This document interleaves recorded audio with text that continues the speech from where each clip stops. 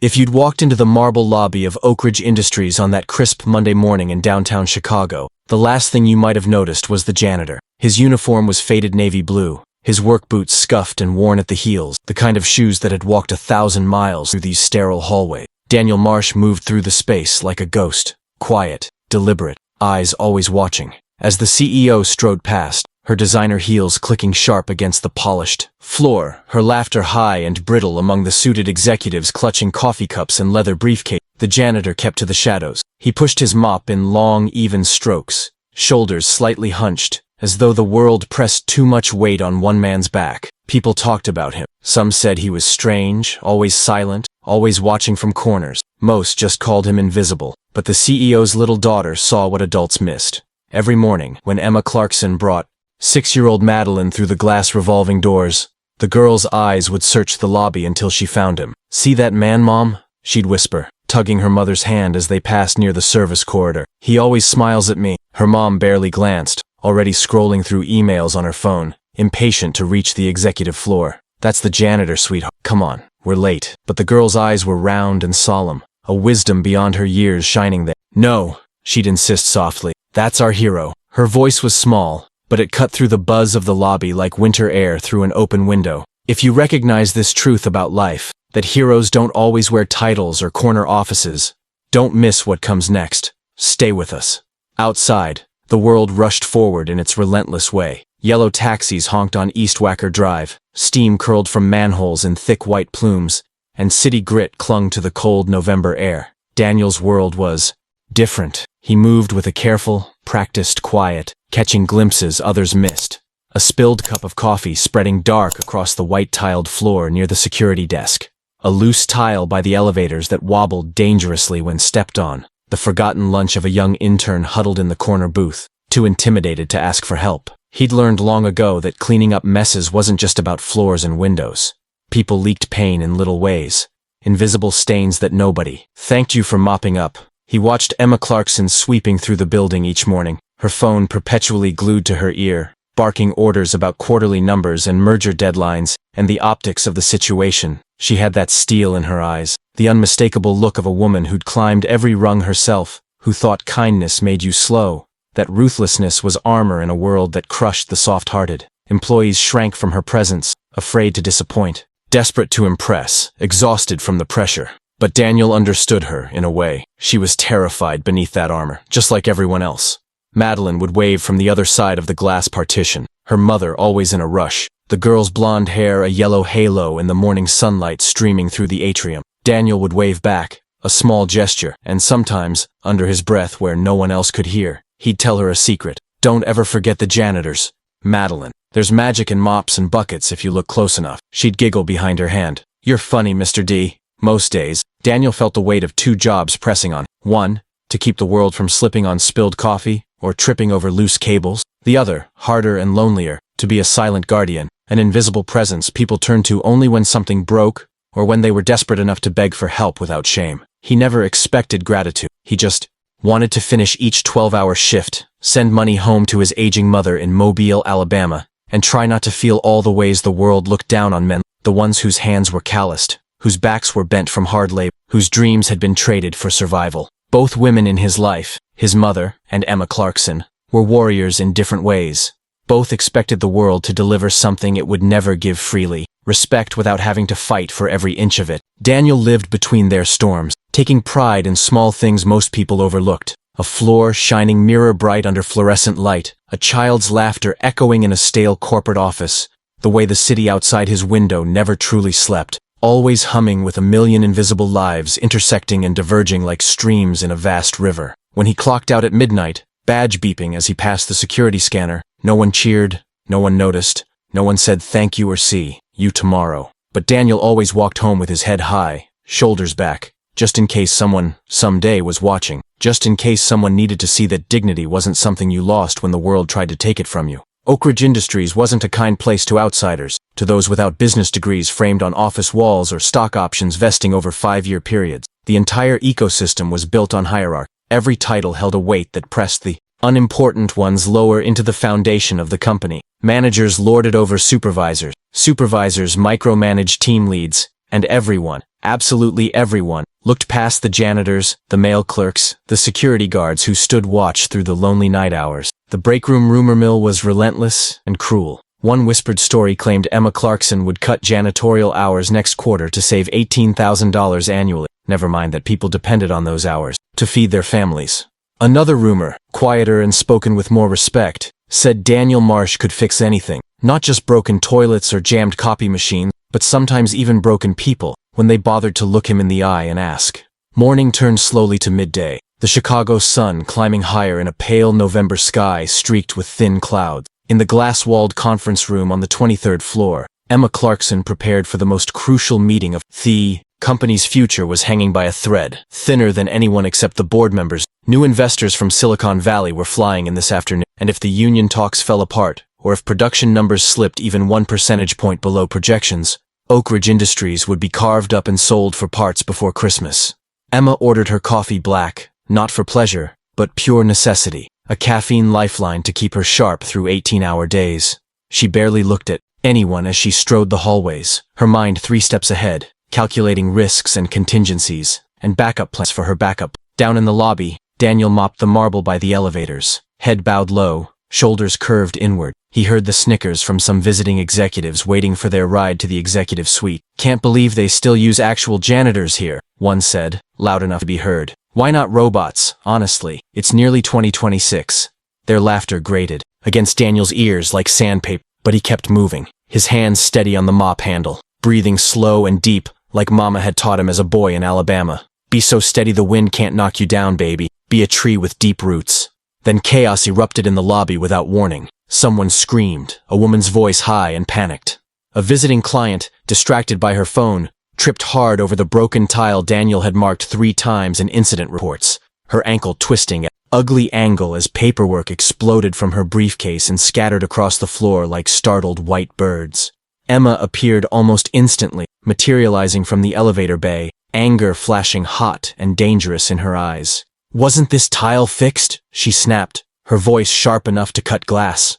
Daniel stepped forward, calm and direct as always, meeting her gaze without flinching. "Maintenance reports still waiting for budget approval. Filed it October 7th, October 21st, and again, November 1st. He didn't flinch when she glared at him. He'd seen worse storms than corporate fury, back in Alabama, in hospital rooms and church basements and cramped kitchens, where his mother had worked herself to exhaustion. The incident snowballed fast.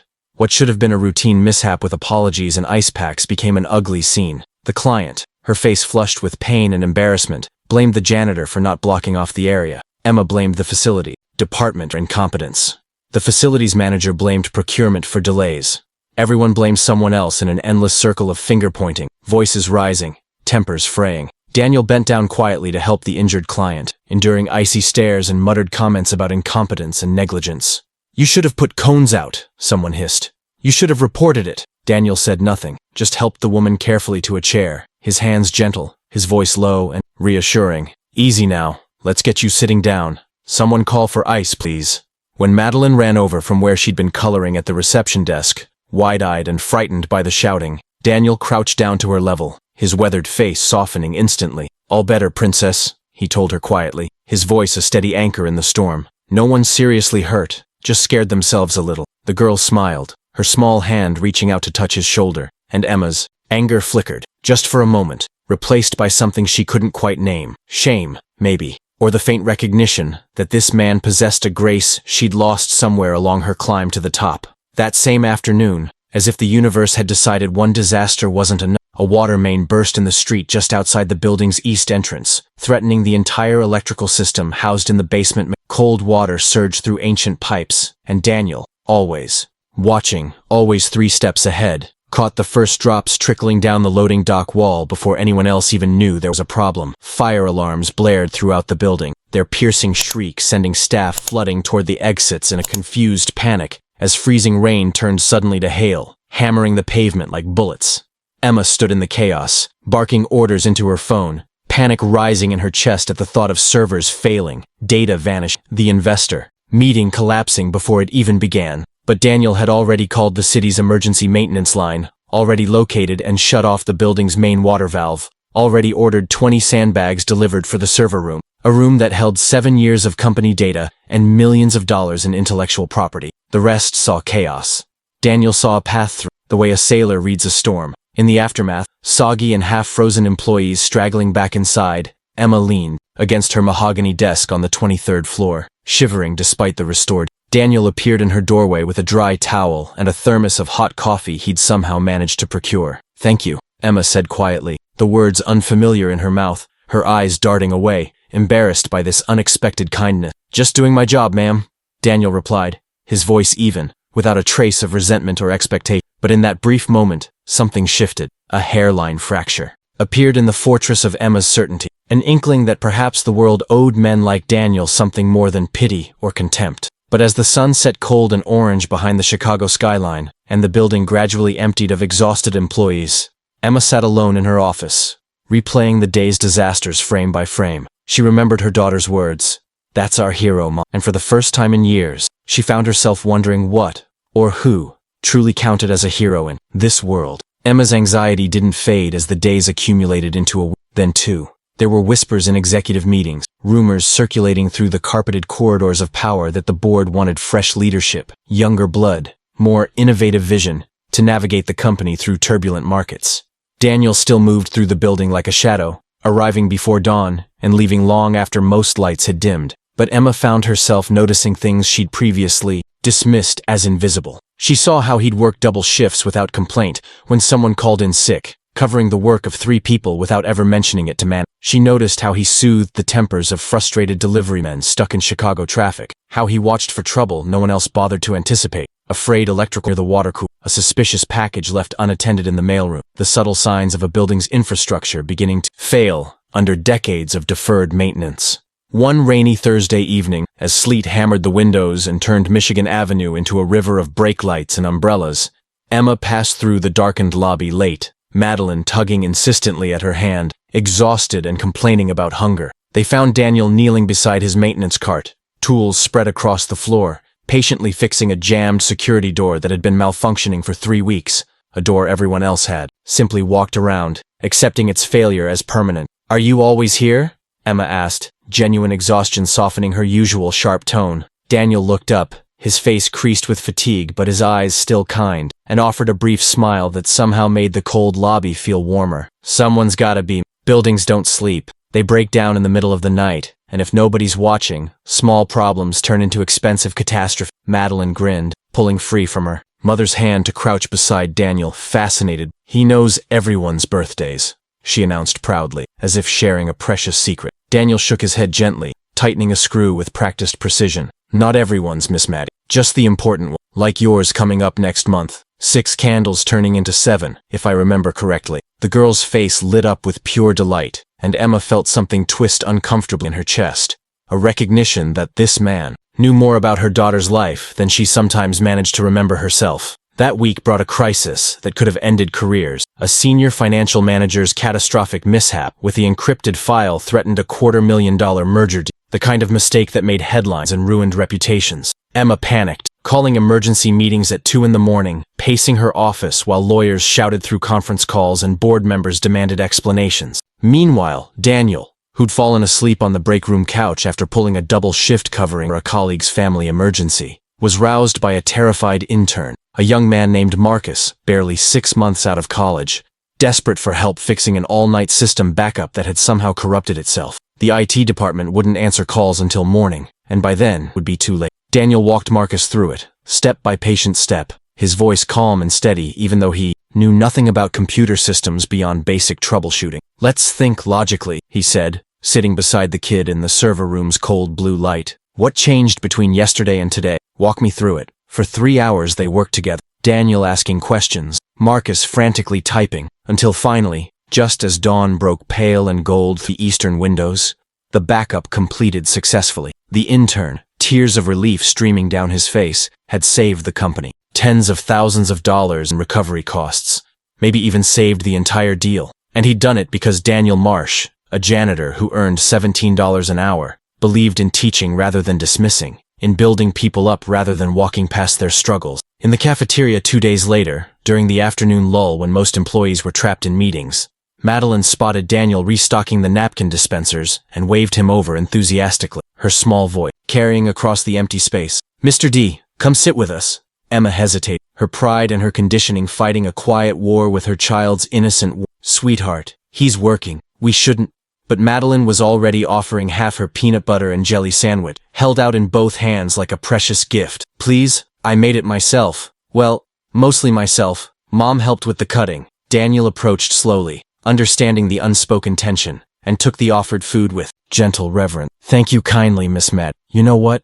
Real heroes come in all shapes and sizes. They look like teachers and firefighters and doctors, sure, but also like little girls who share their lunch with folks who need a friend." Later that evening, Emma found herself confiding in her HR chief, Margaret, a woman who'd worked at Oak Ridge for 23 years and had seen 6 CEOs come and go. "Daniel Marsh," Emma said quietly, staring at the employee file on her. "He's too kind, too invisible. People walk all over him. I don't understand how someone survives in this environment without developing thicker skin." Margaret nodded slowly, her reading glasses perched on her nose. "He's got more genuine friends in this building than you or I will ever have. You know why? He listens, really listens, not just waits for his turn to talk. People tell him things they'd never tell their therapists." Emma frowned, uncomfortable with, "That's not how you lead a company. Kindness doesn't balance budgets or close deals." Margaret smiled sadly. "Maybe not, but it's how you save people from falling, and sometimes that matters more than quarterly reports."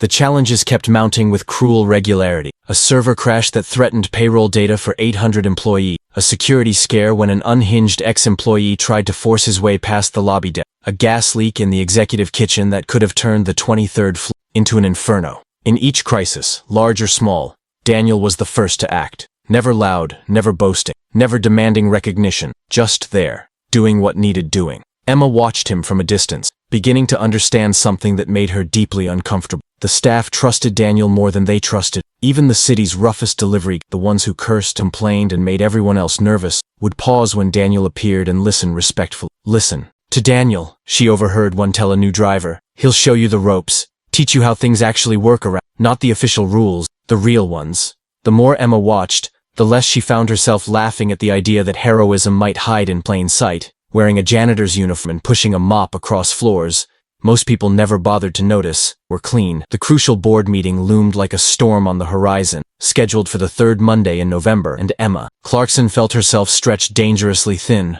her nerves frayed by relentless pressure and impossible expectations. She was making hard choices daily, cutting budgets, eliminating positions, fighting off hostile takeover attempts from competitors who smelled blood in the water. Sleep became a luxury she couldn't afford. Her reflection in the bathroom mirror looked increasingly haggard, dark circles under her eyes that no amount of expensive concealer could hide. Meanwhile, rumors about Daniel Marsh continued to circulate through the building like smoke, whispered in break rooms and elevator rides. Some claimed he'd once run his own successful contracting business down south before medical bankruptcy destroyed everything he'd built. Others whispered that he'd lost a wife and unborn child to a drunk driver, that he swept floors now to cover debts no decent person should have faced alone. Medical bills from months in intensive care that had swallowed his savings, his business, his entire former life. Emma didn't know which stories were true. Daniel never spoke about his past, never complained or sought sympathy, but she found herself wondering late at night, staring at spreadsheets that blurred together, what kind of strength it required to rebuild yourself from nothing,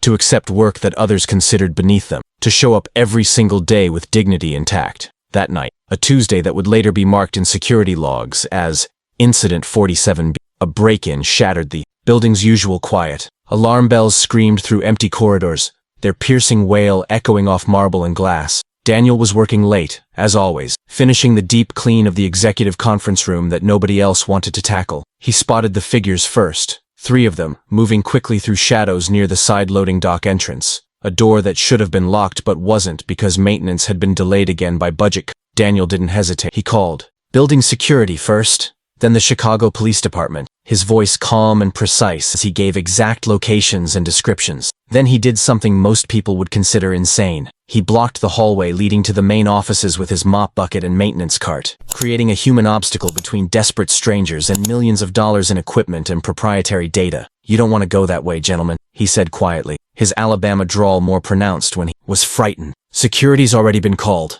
Best thing you can do now is leave the way you came, before this gets worse for everyone." One of the intruders, young, maybe 19, with wild eyes and shaking hands, lunged forward, shoving Daniel hard against the wall. Pain exploded in Daniel's shoulder as he hit concrete, but he stayed standing, stayed blocking their path, his body a shield for things that weren't even his to protect. By the time security arrived, sirens wailing outside, Daniel had successfully steered the would-be thieves away from the server room and executive offices, preventing what could have been a catastrophic theft of data worth millions. But he'd taken a hard blow to the shoulder and a cut above his eye that bled down his face in thin red streams. Emma met him at Northwestern Memorial Hospital's emergency room at 3 a.m, still in her pajamas beneath a hurriedly thrown-on coat, worry and guilt warring on her exhausted face. "You could have been seriously hurt," she said, her voice tight with emotions she couldn't quite name. "You could have been killed. Why would you risk yourself for office equipment?" Daniel, sitting on the exam table while a nurse cleaned and stitched his eyebrow, shrugged with his good shoulder, wincing at the movement. "You protect what you love, man, even if it ain't yours on paper. Even if nobody notices or says thank you. That building's been my home for 6 years, longer than some folks stay married.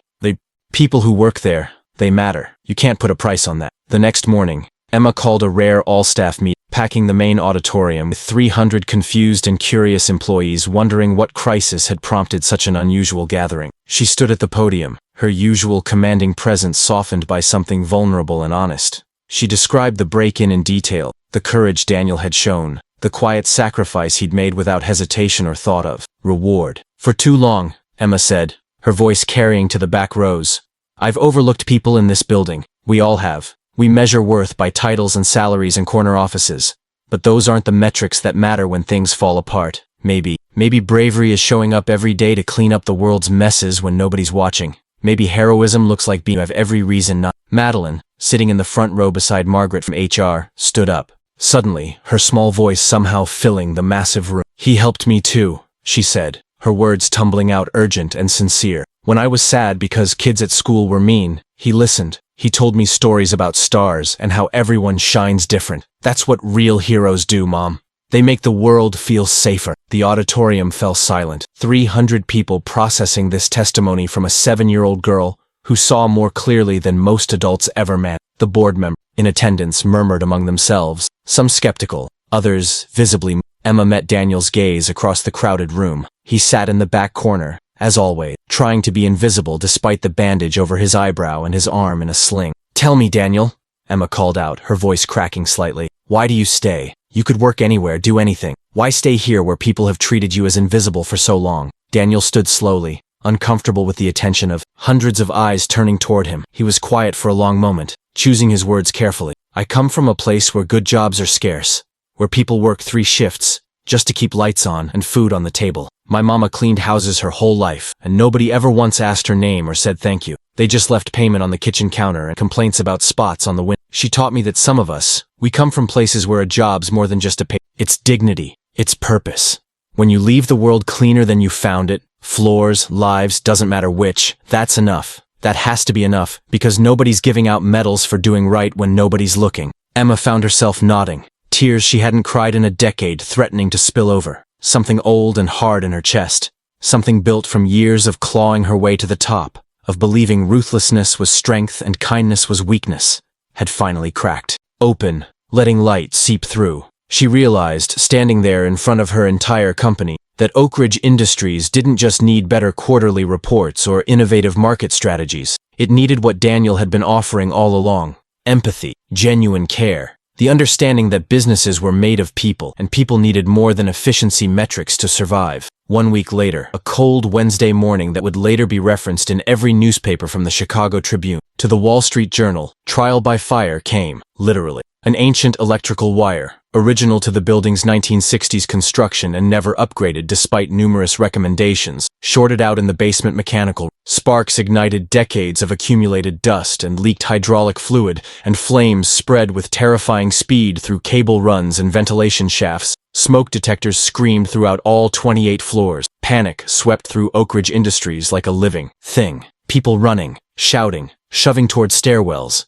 The orderly evacuation plans everyone had practiced quarterly, evaporating instantly in the face of genuine terror. Firefighters were dispatched immediately, but Chicago traffic at 8:30 on a Wednesday morning was nightmarish. Trucks stuck on the Kennedy Expressway, sirens wailing uselessly as they crawled through gridlock. Inside the building, smoke choked the air, thick and black and toxic, filling stairwells and elevator shafts, making every breath burn like inhaling glass. Emergency lighting flickered and died. People stumbled in near total darkness, coughing, crying, disoriented. Daniel Marsh plunged into that darkness without hesitation, moving against the tide of panicked evacuation, his old work flashlight cutting through the smoke like a sword through shadow. He'd spent 6 years learning every corner of this building, every forgotten maintenance corridor and service passage, every emergency exit that most employees didn't even know existed. He guided terrified workers up emergency stairs, his voice steady and commanding despite the smoke burning his lungs, hacking through the worst of it with a wet towel tied around his face. He broke open stuck fire doors with nothing but a crowbar, and determination born from decades of hard physical labor, his injured shoulder screaming in protest, but his hands never wavering. Emma Clarkson, searching desperately for Madeline, who'd been coloring in the children's corner of the executive suite when the alarm started, found herself trapped between the 22nd and 23rd floors. The stairwell door had jammed shut, warped by heat from below, and smoke was rising fast, filling the small landing where she stood frozen, panic rising in her throat like bile. She pounded on the door until her hands bled, screaming for help that didn't come, her professional competence stripped away to reveal the terrified mother beneath. Then, through the smoke and darkness, a rough hand gripped hers, solid, real, possibly reassuring. Daniel's voice cut through her panic like an anchor thrown to a drowning woman. "I've got you both. We get out together. You hear me, ma'am? Together." He'd already found Madeline, had the girl pressed safe against his chest, her face buried in his shoulder to shield her from the worst of the smoke. Emma sobbed once, a sound torn from somewhere deep and primal, and nodded. She couldn't speak, couldn't think, could only follow Daniel's lead as he guided them down a secondary stairwell she'd never known existed, his flashlight beam bouncing off concrete walls, his injured shoulder supporting both a terrified child and a CEO who'd finally learned the difference between authority and leadership. They emerged into pre-dawn darkness, the Chicago sky bruised purple and orange with reflected flames, and the crowd gathered behind police barricades erupted in cheers. Firefighters who'd finally arrived, connecting hoses to hydrants, shouting coordinates and tactical orders. Paramedics rushed forward with oxygen masks and blankets.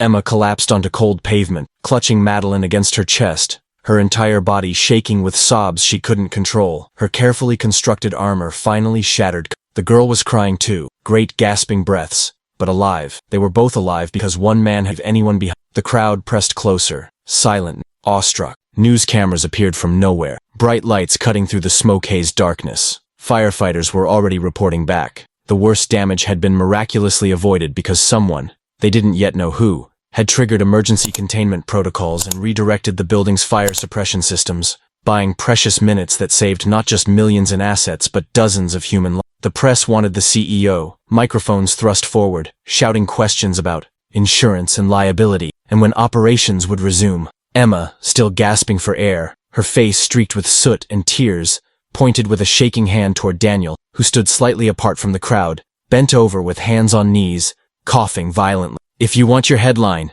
Emma said hoarsely, her voice raw from smoke and emotion, "that's your hero right there, Daniel Marsh.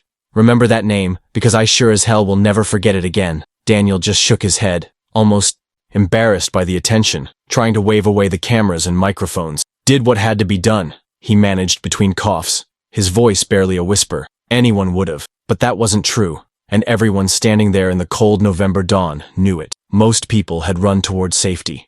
Daniel had run toward danger, again and again, pulling people from darkness till his lungs burned and his body threatened to collapse. Madeline, wrapped in a silver emergency blanket, pulled free from her mother and ran to Daniel on unsteady legs, wrapping her small arms around his waist in a fierce hug. "You saved us," she whispered against his soot-stained uniform, her voice trembling but certain. "You're our hero, Mr. D. I told Mom. I told her." Daniel crouched down, eye level with the child, his weathered face soft with an emotion he couldn't quite name. "You keep being brave like you were today, Miss Mad. The world needs brave little girls who grow up to be brave women. You hear me?" For the first time in her adult life, Emma Clarkson walked over to an employee, not as a boss evaluating performance, not as a CEO managing personnel, but as one human being to another, recognizing in Daniel something she'd spent her entire career dismissing as weakness. She hugged him fiercely, not caring about the cameras or the watching crowd, or what it might look like in tomorrow's headline. "You don't ever get overlooked again," she said against his shoulder, her voice fierce with something that felt like a vow. "Not by me. Not by anyone in that building. I swear it." A new spirit began to fill the crowd of Oak Ridge employees huddled behind police tape, wrapped in emergency blankets, watching their workplace burn. They stopped seeing each other as titles and paychecks and began seeing what had been there all along. Human beings, fragile and courageous and bound together by something more important than quarterly profits.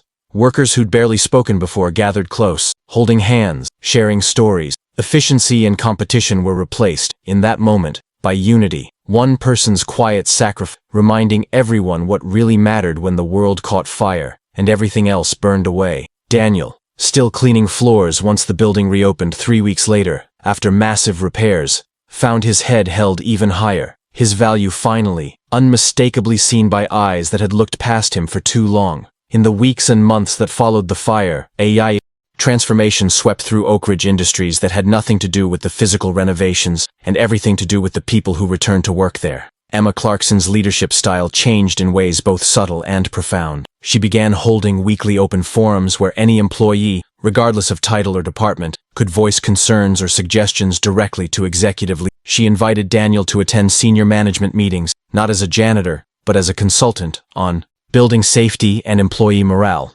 Two areas where his 6 years of careful observation had given him expertise no MBA program could teach.